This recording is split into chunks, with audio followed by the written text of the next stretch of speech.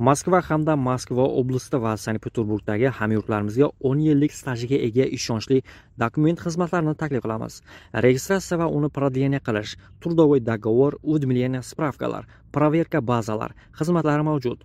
Muhim eslatma: Amina ilovasi to'liq ishlamaganligi sababli registratsiya qilmaganlar zudlik bilan ushbu xizmatdan foydalaning. Hoziroq ekrandagi raqamlarga qo'ng'iroq qiling yoki WhatsAppdan yozing. Это патентная система для мигрантов. Надо подумать. Diqqat, tezkor xabar. Patent Admin 2027-yil 1-yanvardan boshlab Rossiyada migrantlar uchun yangi tizim joriy etilmoqda.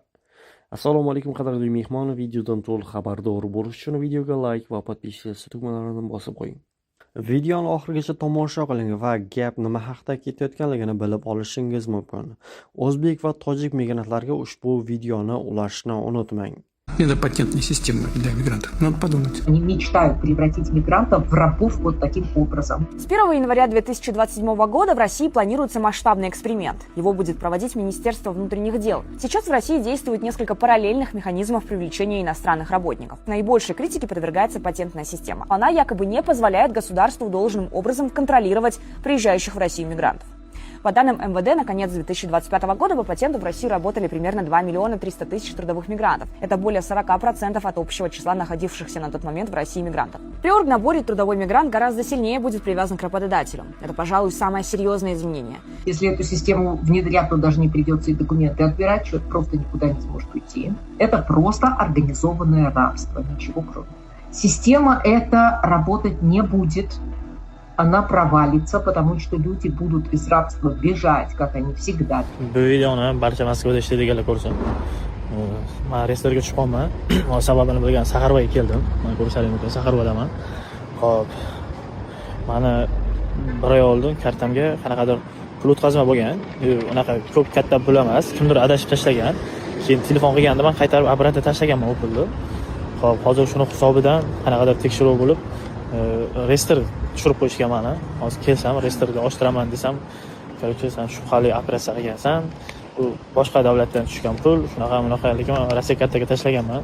Mana bankdan qog'oz olib kelib, anaqa qilganman, ko'rsatdim. Yo'q, baribir qo'limga qog'oz berishdi. 15 kun ichiga chiqib ketdim. Do'stlar, ehtiyot bo'linglar. Shu kim bo'lsa ham, kartalaringga pul tayyorlasa ham, unga atvet qaytarmanglar iloji boricha. Oxiri yaxshi bo'lmas ekan. Saxarvoda biza. Toshkent shahri Uchtepa tumani jinoyat ishlari bo'yicha sudi O'zbekiston Respublikasi fuqarosi M.Ch.ni yollanma askarlikda aybdor deb topib, unga 5 yil ozodlikdan mahrum qilish jazosini tayinladi. Sud hujjatlariga ko'ra, M.Ch. 2016-yilda tirikchilik qilish va pul topish maqsadida Rossiyaga yo'l olgan. U dastlab Orenburgda, keyin esa Rossiyaning turli hududlarida ishlab yurgan. Bir necha yildan so'ng u Moskva shahrida uysizlar uchun mo'ljallangan yotoqxonada yashay boshlagan. Hukmda qayd etilishicha, aynan shu yerda unga Rossiya Mudofaa vazirligi bilan harbiy xizmat shartnomasi tuzish va Ukrainadagi jangovar harakatlarda qatnashish taklif qilingan. Buning evaziga 2,1 million rubl bir martalik to'lov va'da qilingan. Tergov va sud materiallariga ko'ra, M.Ch. taklifga rozi bo'lib, Rossiya Mudofaa vazirligi bilan ixtiyoriy ravishda shartnoma imzolagan. U maxsus harbiy tayyorgarlikdan o'tgach, o'qchi lavozimida Rossiya armiyasi tarkibida Ukraina hududiga yuborilgan. Jangovar harakatlar vaqtida dron hujumi oqibatida boshi va yelka qismiga askolkali jarohat olgan. Sog'aygach esa gospitaldan qochib ketgan va Moskvaga qaytib turli ishlar bilan shug'ullanib yurgan. 2025-yil noyabr oyida u Rossiyada ro'yxatdan o'tmasdan yashaganligi uchun politsiya tomonidan ushlanib O'zbekistonga deportatsiya qilingan. 2026-yil yanvar oyida Toshkentga qaytgach, huquqni muhofaza qiluvchi organlar uning avval Rossiya qurolli kuchlari safida xizmat qilib maxsus harbiy operatsiyada ishtirok etganini aniqlagan. M.Ch.ga nisbatan sud guvohlari ko'rsatmalari, ekspertlar xulosalari, fotosuratlar va boshqa dalillarni har tomonlama baholab, ayblanuvchining Ukrainadagi qurolli mojaroda moddiy manfaat evaziga ishtirok etgani isbotlangan degan xulosaga keldi.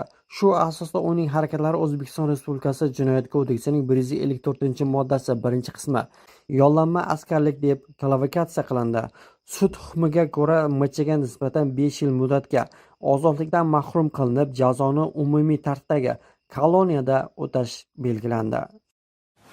Putin oktyabr oyi boshiga kelib 500 ming kishini safarbarlikka jalb qilishi mumkin. Bu haqda razvedka ma'lumotlariga tayanib Zelenskiy ma'lum qilyapti, Ukraina prezidenti ya'ni sentyabrdagi Davlat dumasiga saylovlardan so'ng bor e'tiborni Putin safarbarlikka qaratadi. To'g'ri deyapti Putin, ichkarida norozilik ko'p bo'lsa-da, Zelenskiy aytayapti, ichkarida noroziliklar ko'p bo'lsa-da, ammo Putinni qo'llab-quvvatuvchilar topiladi, 500 mingta muammo emas ular uchun deyapti va bu tajribasizlik oqibatida yana minglab, millionlab oddiy odamlar frontlarda o'lib ketishiga olib keladi. Ammo biz logistika, har xil sanoat, iqtisodiy boshqa tomondan bosim o'tkazish va urush iqtisodiyotini kesish orqali biz uni o'sha muzokaralarga qaytarishimiz mumkin deyapti Zelenskiy va buni ittifoqchilarga murojaat qilyapti bir ma'noda. Va Rossiya ichkarida ham tashabbuslar, boya targ'ibotlar boshlanib ketgan. O'sha Putinga ishonch bildirish borasida, masalan, Davlat dumasi spikeri Volodin deganlari Putin Rossiya g'alaba degan bir balandparvoz endi shiorlar aytyapti. To'g'ri, targ'ibot kerak ular uchun, Rossiya tomoni olib qaraganda baribir. Ammo urushga targ'ibot. Shuni eslatib o'tish kerak. Biz esa ko'ramiz, kuzatamiz vaziyatni. Safarbarlik urushni o'zgartira oladimi, yo'qmi? Kanalga obuna bo'ling, kuzating. Amina ilovasi Rossiyaning 11 ta hududida migrantlar uchun majburiy bo'ladi. Ushbu dastur xorijiy fuqarolarning mamlakatga kirishini va ularning keyingi harakatlanishini nazorat qiladi. Ilova vizasiz mamlakatlardan ishga kelayotgan odamlarni migratsiya hisobiga olish va raqamli nazorat qilish uchun yaratilgan. Amina ilovasi orqali migrantlarning geolokatsiyasi Ichki ishlar vazirligiga uzatiladi. Dastur chet el fuqarosining haqiqiy turgan joyi va u ko'rsatgan manzilga mos kelishi yoki kelmasligini avtomatik ravishda tekshiradi. Dastlab ushbu tizim Moskva va Moskva viloyatida ishga tushirilgan edi. Endi u mamlakatning yana 11 ta hududdagi yirik transport, ayniqsa aviatsiya tugunlarda joriy etilmoqda. Agar telefonda Amina ilovasi ishlamasa, bu migratsiya rejimini buzish deb hisoblanishi va muhojir mamlakatdan chiqarib yuborilishi mumkin. Moskva meri Sergey Sobyanin Rossiya chegarasini kesib o'tishda migrantlar barmoq izlari va raqamli fotosuratlar topshirishni ta'kidladi. Bu video Rossiyaga yangi keladiganlarga bu Rossiyaga kelish to'xtatog'i shirami deymanda, yetib keldi keladigan joyga. Shu bittikda prичина qiladigan bo'lsa, biz ham kettiramiz bu Rossiyadan. Bu berayotgan $1000, $2000 oyligini boshiga ham eplab ishlab topamizda. Bilasizlar, Ukraina bilan hozirda urush ketyapti bu yerda. Birinchi o'rinda shu chegaralarda urush bo'ldi, u ham mayli. Undan keyin Moskva va shaharlarga dronlar tushdi. Endi u ham mayli. Endi hozirda Viber skladlarga tushyapti ekan. Kechagina kunuzda ko'rdim. Qaranglar. Bir hafta ichida 2 ta Viber skladiga dron tushganda, uning ichida o'zimizning musofirlar nechta bolasi o'lgan, nechtasi jarohatlangan. Endi bu gapimni nima demoqchiman? Rossiyaga kelmoqchimisiz? Odam ko'p joyga borishni keragi yo'q. Bir cheka joylarda tixa soqqani qilib ketaverish kerakda. Xullas, shunaqa gaplar. Bu kanalga obuna bo'lib qo'yinglar, shunaqa живой kontentlar qo'yib boraman. Leningrad viloyatining Poroshkina qishlog'ida maxsus kuchlar ko'magida migratsiya xizmati xodimlari jami 43 nafar migrant ichini tekshiruvdan o'tkazdi. Aniqlik kiritilishicha, ulardan 13 nafari zarur hujjatlarsiz ishlagan. Yana 3 nafari esa mamlakatda bo'lish qoidalarini buzgan. Noqonuniy migrantlarning barchasiga nisbatan ma'muriy huquqbuzarliklar to'g'risida bayonnomalar rasmiylashtirildi.